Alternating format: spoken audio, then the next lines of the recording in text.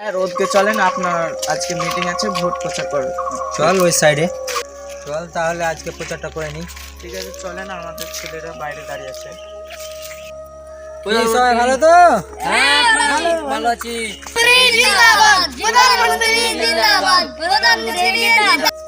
আপনারা আবারও আগের মতো আপেল চিহ্নে ভোট দিয়ে জয়যুক্ত করুন।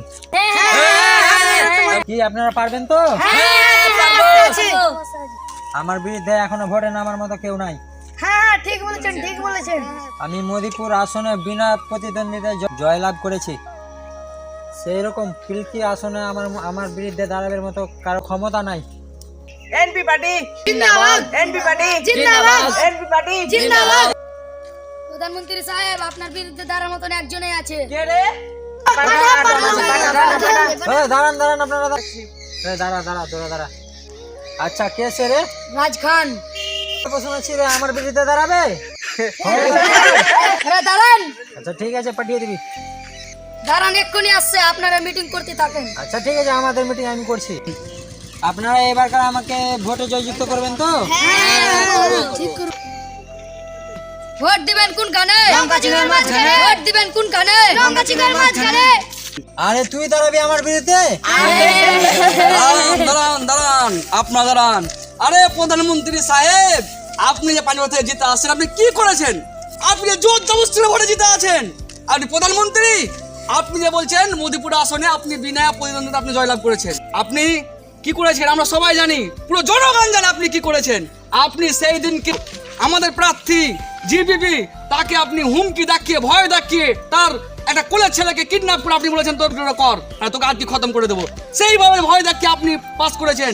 আপনি একটা ডায়লগ মারছেন, বিনা প্রতিদ্বন্দ্বিতা আপনি পাস করেছেন। আরে আপনার যদি দম থাকে, আপনি বন্দুক ছাড়া আপনি লড়াই করুন। আসুন আজকে এই পিলকি আসুন, আমি লড়ছি আপনার বিরুদ্ধে। আচ্ছা ঠিক আছে, যা হবে 29 তারিখে দেখা যাবে। আচ্ছা ঠিক আছে, এই চল। আসসালামু আলাইকুম। আমার বাংলা কুইজ টাইমের পক্ষ থেকে আবার চলে এসেছি দু দলের বিরোধী নিয়ে। আপনার বিরুদ্ধে তো রাজখান দাঁড়িয়েছে, এবার কি আপনি জিততে পারবেন? আরে এগুলো কোনো কথা হলো? ও তো বাচ্চা ছেলে, ওকে তো 2 লাখ ভোট হারিয়ে দেবো। কেমন আছেন? ওয়ালাইকুম আসসালাম। আপনি তো প্রধানমন্ত্রী সাহেবের বিরুদ্ধে দাঁড়িয়েছেন, আপনি কি জিততে পারবেন? প্রধানমন্ত্রী তো আপনাকে বাচ্চা ছেলে বলছে। বাচ্চা ছেলে সাত কি আছে? আমি তো বাচ্চাই ছেলে, তো ক্ষতি কি? আরে প্রধানমন্ত্রী সাহেব, আমি একটা কথা বলবো, আপনার যদি ক্ষমতা থাকে বা আপনার দম যদি থাকে, তাহলে যান মধুপুর আসনে আপনি আবার নির্বাচন করুন। আপনি জিততে যদি পারেন ওই আসনে, আপনার চ্যালেঞ্জ করছি, আমি জীবন রাজনীতিতে পা দেবো না। উনি শুধু বড় বড় বাতেলা ঝাড়ে, বড় বড় ডায়লগ মারে, কাজে কাজ কিছু করেছে? ও তো মিডিয়াকে কিনে রেখেছে, মিডিয়াকে কিনে লোকের সামনে গিয়ে ইটা সিটা বকে যায়, এই ঘর দিয়ে দেবো, এই বাড়ি দিয়ে দেবো। আপনারা বলুন লাস্ট 5 বছরে কি করেছে? আমরা হলাম লঙ্কা চিহ্ন, জিবিপি পার্টি। লঙ্কা যেমন ঝাল হয়, আমাদের প্রতিটা ছেলেরাই কিন্তু লঙ্কার মতো না, কেমন লড়াই করবে, ঝালের মতো লড়াই করবে। সেরকম জবাব দেবে এনপি প্রার্থীকে। আপনারা দেখবেন সামনে 29 তারিখ নির্বাচন আছে, আমি ওকে চ্যালেঞ্জ করছি, ওর এলাকাটি ওকে আমি মিনিমাম 20,000 ভোটে হারাবো। ও তো আপনারা বলছে 2 লাখ ভোটে হারাবে। আরে 2 লাখ ছাড়ুন, ও তো ছাপ্পা মারবে। আপনাকে বলে দিচ্ছি, ও যে আসনগুলোতে আছে, বাসুদেবপুর আসন, চাচণ্ড আসন, ওই আসনগুলোতে ও, আমি জানছি ওখানে আমি ব্যাপক ভোটে হেরে যাব। তাই আপনাকে বলছি, আপনারা ওই জাত ধর্ম ভুলে যে যোগ্য প্রার্থী তারাকে আপনারা ভোটে জয়যুক্ত করবেন। বুঝতে পারলেন? আপনারা একমত? হ্যাঁ একমত। উনি যে আমাদের প্রধানমন্ত্রী হয়েছেন, আপনি বলুন তো, উনি মিডিয়াকে কিনে, প্রতিটা মিডিয়াকে ওরা একটা গাড়ি গিফট করেছে, তারপর টাকা গিফট করেছে, মিডিয়াকে একটা প্রচার করার জন্য দিয়েছে, শুধু আমার পক্ষে কথা বলতে হবে। তারপর ভোট গণনার টাইমে আমার দল 400 আসনের মধ্যে আমার দল একাই 320 আসন পেয়েছে। ওখানে গিয়ে উনি নিজে গিয়ে টাকা দিয়ে মিডিয়াটাকে গিয়ে বিভ্রান্ত করে আমাদের দলকে, জিবিপিকে চক্রান্ত করে হারিয়েছে। আছে ওই ভোটগুলো নিয়ে বাড়াবাড়ি করে, কখনো মুসলিমদেরকে উস্কানি, কখনো হিন্দুদেরকে উস্কানি। এই নিয়ে ওরা যা থেকে ভাগ করছে, এখানে আর নয়, মুখে মুখে কথা হবে না, যা হবে মানুষের রায়। আপনি চান তো মানুষের রায় হোক? কিন্তু আমার একটা ভয় হয়, কারিম বাবু প্রধানমন্ত্রী, তিনি তো এখন শাসনে আছেন, লোক তো ভোট দেবেই, কিন্তু কারিম বাবু ভোট দিতে দেবে না।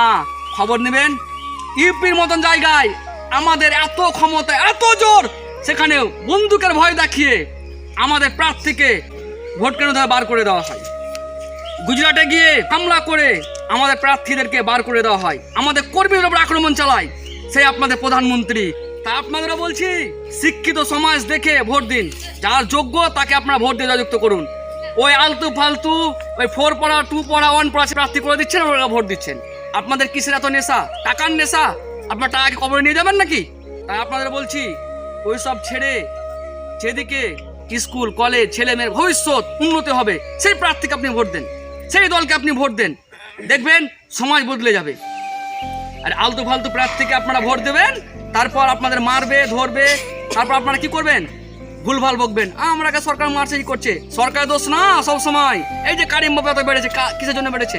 আপনাদের জন্য কারিম বাবু এত বেড়েছে। হলো, তাই আপনাদেরকে বলছি, আপনারা সঠিকভাবে সঠিক মানুষকে সঠিক প্রার্থীকে ভোট দিয়ে জয়যুক্ত করুন, দেখবেন সমাজ বদলে যাবে। আপনারা তো ভোট দিতেছেন, কাকে ভোট দিবেন? আপেল চিহ্নকে ভোট দিব। আপনি কাকে ভোট দিবেন? লঙ্কা চিহ্নকে। কেন? ওই শিক্ষালে কাজ করতে, তার জন্য ওকে ভোট। বাংলা কুইজের পক্ষ থেকে দেখা যাক কারা জিতে। সবাই ভোট দেওয়ার জন্য লাইন দিয়ে দিয়েছে। 103 মেনাজুল, 500 নাদিম ইসলাম, 301 আজমল শেখ। আজকে তো ভোট শেষ হলো, আপনার ভোটে আবহাওয়া কিরকম? ভোটের আমার তো ভালোই দেখতে পাচ্ছি। স্যার বাসুর আসনে তো ছাপ্পা মারা হয়নি। চুপ বেয়াদব, দেখতে পাচ্ছ না সাংবাদিক কথা বলছে? শোনো গেছেন, যা ছাপ্পা মারবে রাত্রে, এখন সাংবাদিক আছে। ঠিক আছে, যান তাহলে। স্যার আজকে শেষ হলো, কি আপনার কি আবহাওয়া? দেখুন, আমাদের ছেলেরা তো ভোট তো ভালোভাবে করেছে, যা আবহাওয়া পেলাম। এখন ভয় হচ্ছে আমার কি রাত্রেবেলা এরা আবার ইভিএমে গিয়ে আবার ছাপ্পা না মেরে নেই। ভয় হচ্ছে আমার ওটাই, কারণ এর আগে 5 বছর আগে তো রাই হয়তো শাসনে এসছে, এটাই আমার ভয়, এছাড়া কিছু নাই। উঠে যাবো, প্রধানমন্ত্রীকে আমি হারিয়ে ছাড়বো। যদি জিতি, সংসদে গিয়ে আমি আপনাদের কথা তুলে ধরবো, আপনাদের শিক্ষা নিয়ে, আপনাদের নদীতে অনেক বাড়ি ঘর জায়গা জমি সব তলিয়ে গেছে, সেগুলো আমি সংসদে তুলে ধরবো যদি আমি জিতে যাই, এইটুকু, আর কিছু না। তাই আপনারা সব ভালোই করেছেন, আমাদের ছেলেরাও ভালো বললো তো কি, হ্যাঁ কোনো ঝামেলা হয়নি, নিশ্চিন্তে ভোট হয়েছে। কিন্তু ইউপির দিকে, তারপর পাঞ্জাব, লখনৌ, দিল্লি, এগুলো তো একটু ঝামেলা হয়েছে, ওটা তো আমি ছেড়ে দিয়েছি। আমাদের এটাই দেখছি, ওদের এটাই ঠিক আছে। এবার যা হয় রেজাল্টের দিন হবে। ওকে, ঠিক আছে, ধন্যবাদ। চল এবারে কি দেখা যাক, 2 দলের ভোট গণনা হবে। 1 তারিখ দেখা যাক কে জিতে, রাজ না কারিম বাবু। দেখতে থাকুন বাংলা কুইজ টাইম।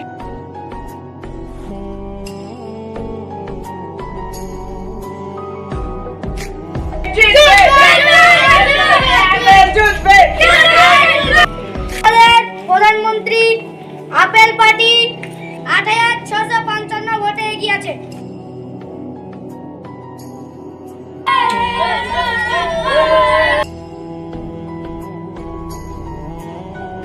চার নম্বর রাউন্ডের শেষে কারিম 3456 ভোটে এগিয়ে আছে। 5 নম্বর রাউন্ড শেষে রাজ 6731 ভোটে এগিয়ে আছে।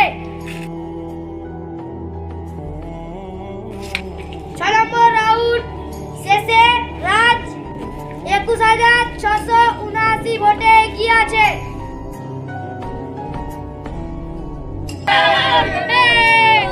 এবার শেষ রাউন্ড আমার এলাকায়। রাজগানে 21000 থেকে বেশি ভোটে এগিয়ে আছে। এটা তো আমার এলাকা, এবার তো আমি সম্পূর্ণ ভোট পাবো। ঠিক আছে স্যার। কি রাইজুল, তুই তো জিতে গেলি রে। দাদা তুমি তো জিতবা, দেখাই যাক। আপনি তো খুব আনন্দ আছেন, কারিম বাবু থেকে 21000 ভোটেরও বেশি এগিয়ে আছেন। আপনি তো বাংলা কুইজ টাইম থেকে এসেছেন, তাই তো? তো আমি এগিয়ে আছি এখন। তো এখানে কারিমবাবু বিধানসভা শেষ, আমার বিশ্বাস আমিই জিতব। এখানে আমাদের যে নেতাগুলো আছে, আজিজুল তিনি পাস করে গেছেন ইতিমধ্যে, তিনি বেশি লিড পাননি, 6000। তো দেখা যাক শেষ আসন কার দিকে রায় হয়। আমার বিশ্বাস, আমার দৃঢ় বিশ্বাস, আমার 100% বিশ্বাস আমি জয়লাভ করবই। কারিম বাবু তো বলছে এটা ওর এলাকা। আরে বাবু, কারিমবাবুর এলাকা হতে পারে, মানুষ তো শিক্ষিত আছে বিধানসভার মধ্যে, পিলকি বিধানসভায় সবথেকে মানুষ শিক্ষিত মানুষ আমাকে ভোট দিয়েছে, আমার এটা বিশ্বাস। সে কারিমবাবু কি বললো না বললো আমার দেখা দরকার নেই, অবশ্য লোকই জানে। ঠিক আছে, ধন্যবাদ। রাজ খান 51,721 ভোটে জয় হয়েছেন।